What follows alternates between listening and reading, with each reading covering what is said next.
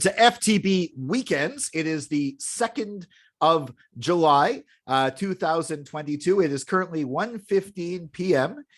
Eastern time, in case stuff changes in our stories and you're wondering why we're not talking about the changes. But I don't think anything's really going to change in the next few hours. I'm Jason C. McLean, and welcome, as always, Dawn McSweeney. Hello. Hello. How's your weekend going, Dawn? Pretty good. Fireworks, and then there's more fireworks if you want fireworks. Summer's popping off. Montreal is back, baby. Back. Yes. It's it's Canada Day weekend. We're going to talk about that in a bit, but let's go a little south of the border. First of all, have you been I don't following like it there, Jason. I don't like it there. I know, but it's been ridiculous this week. The January 6th hearings. There's a few things that I picked out. One is apparently Trump first of all, he told he was upset the security wasn't letting armed people into his rally, saying, quote, "They're not here to harm me, let my people in." And second of all, he really wanted to be driven to the Capitol to lead the mob, to the point where they insisted he was going to the White House. So he apparently tried to push aside the Secret Service and grab the wheel and drive from the back seat without controlling the pedals. I guess he doesn't know how cars work. No, we could assume he doesn't. And the third is apparently an aide said he was so angry that they came in and he had thrown his burger or his food against the wall. There were ketchup stains on the wall, and the White House cleaning staff and one of his top aides had to clean it off the wall. Not even. Okay, first of all, I didn't hear that part, and we know how much he respects a hamburger, so that's surprising. But if there is not anything more of a cliched child tantrum than grabbing the wheel and then throwing your food, I cannot even. And the crazy thing is, I have, as we know, I fully lack faith in America right now, and their decision making and their things like that. So I don't think they've learned from this. I think that, if they don't manage to press some charges on him, he's just going to run in 2 years.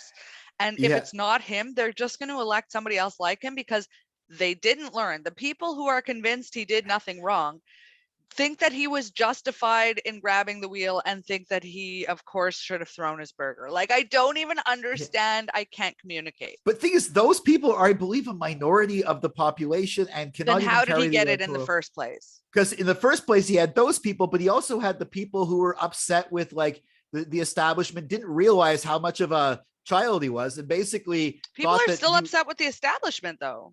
Yeah, I know. People are blaming Biden for the gas prices, like they never checked international news in their life.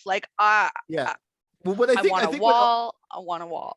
What ultimately did him in, I think, was COVID. It was the fact that he was on, instead of just doing speeches where Fox News can cut it down to some sound bites where he sounds smart, he was on TV every day for an hour and a half, and all these people who were stuck at home who were the moderate voters that went with Trump, even though they sometimes go with people, some Obama voters flip to Trump. Basically, these people saw him, they're like, wow, he really is that out of that, he really is as bad as everyone says he is. I feel you're very optimistic. I don't have that kind of optimism in America anymore. What's scary is if you said somebody like him, somebody who's not as much of a who's not doesn't act like a child in public. Devil. Yeah, not the known devil. Someone like Tucker Carlson, for example, I've heard this name floated around. He's able to even sound progressive at times, where he talks about workers' rights, and then the rest of the time he sounds right wing. He knows how to play to the Trump crowd, but he's a smart guy. He's able to not come across like a complete moron. Let's talk about how Canada's a mess, because we're at least once again comparatively better. At least to my mind. The famous joke is Canada's like a nice apartment on top of a meth lab. It's not even that nice an apartment some days. But yesterday was Happy Canada Day, those who celebrated. But of course, Canada's Canada Day, it's taken on other connotations of the last year. There's people who don't wear red, they wear orange. You know what?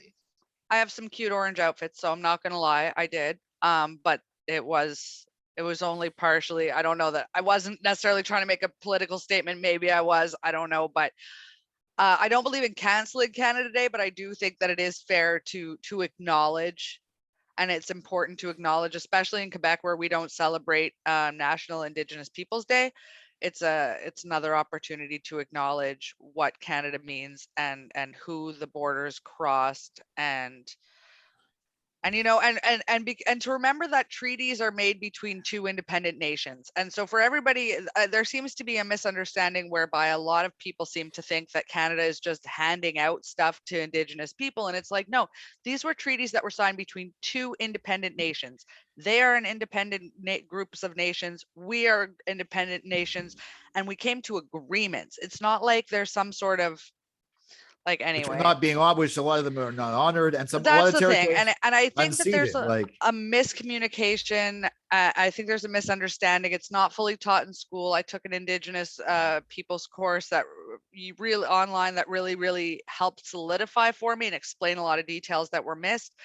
And I think that that should be included. That being said, awfully glad to be in Canada. It's a short list of countries that I would like to be in. Aside from Scandinavia or parts of Europe, I'm not really sure where else I would feel comfortable in the world. So I'm pretty glad to be here. New Zealand's kind of nice, I think. I don't know. Second, by the way, I'm a second generation Canadian, first generation Canadian on my father's side. So like, I feel I'm glad to be here. I'm glad we have a place that's more of a tossed salad than a melting pot. I don't want to have. We should keep it that way. We also acknowledge though the colonial history of it and like that's a mess. Because I mean, even the early days. I mean, up until the '90s, residential schools were happening. Like the '90s, like People are late still. 90s.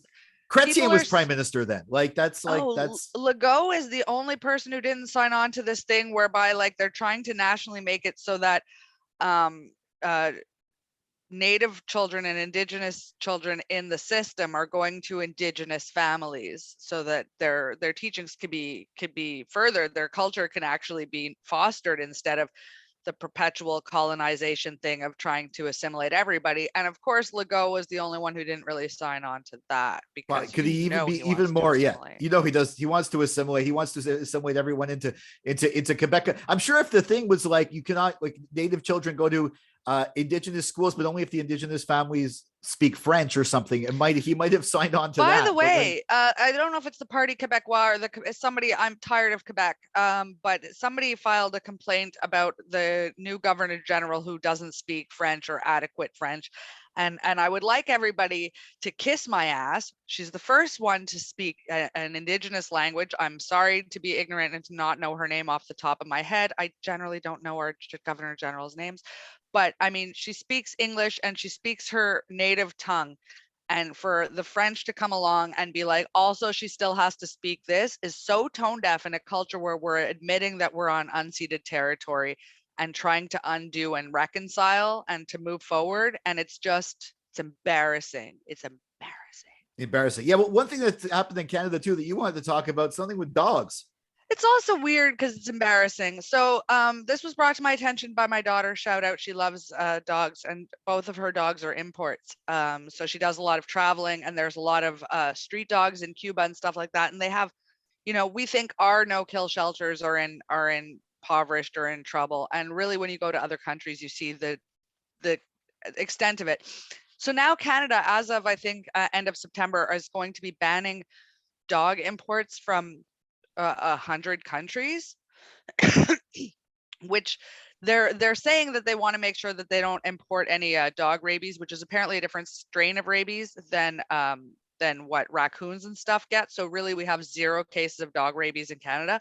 But the thing is, a lot of these dogs are coming from no-kill shelters, so they've already been vetted. They don't have rabies, and so like recently, earlier this month, a plane arrived in Toronto from Ukraine carrying 500 puppies. So they would have been banned. And like, I know I'm usually the first to say we have enough dogs here or whatever, but the fact of the matter is during the pandemic, we didn't. I know a lot of people who were literally trying everything because they were home alone, depressed and sad, and couldn't get their hands on a puppy or a dog, full grown, any kind.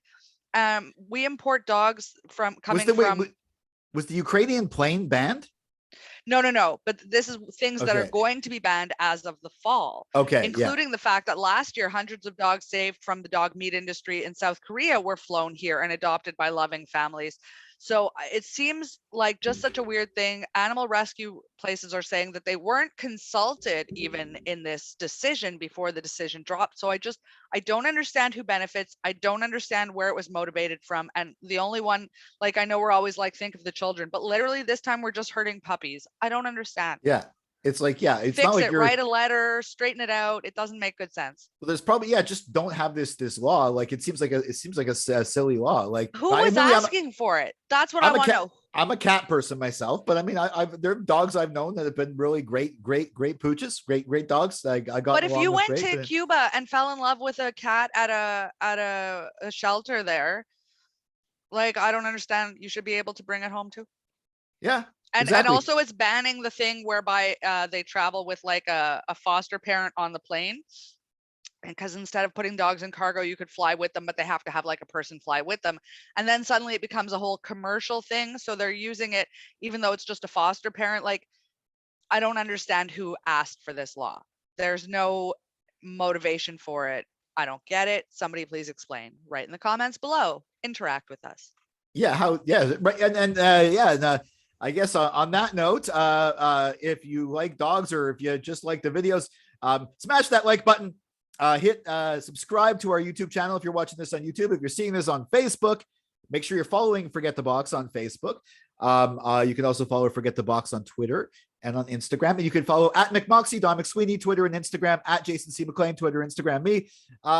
And of course, so you can if you celebrate Happy Canada Day, you could also I already said smash that like button, get our Android app, and I guess, yeah, if there's one more thing to say for daily content, including a lot of our festival coverage coming up soon. We're going to be coming just for laughs. And other content as well, too.